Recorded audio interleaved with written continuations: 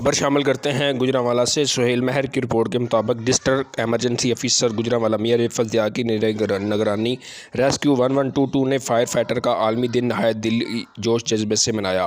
Fire fighter کے عالمی دن کے موقع پر Gujranwala chamber of commerce and industry میں سیمینار کا انعقاد کیا گیا۔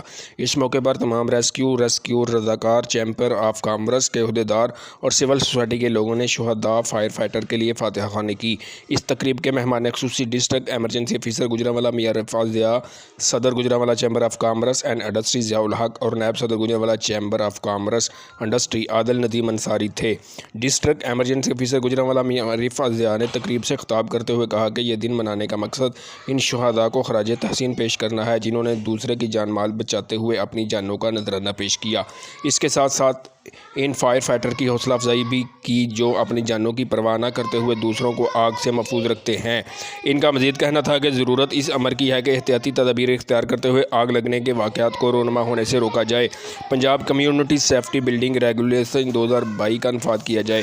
بلڈنگ میں ہنگامی انخلاء کا راستہ موجود ہو، آگ بجھانے والے آلات اور فائر بینڈر اور واٹر فلنگ پوائنٹ موجود ہوں، بالخصوص کچن میں فائر ایکسٹنگشن موجود ہو، اور اس کے علاوہ ان تمام آلات کے استعمال کی تربیت بھی ہونی چاہیے۔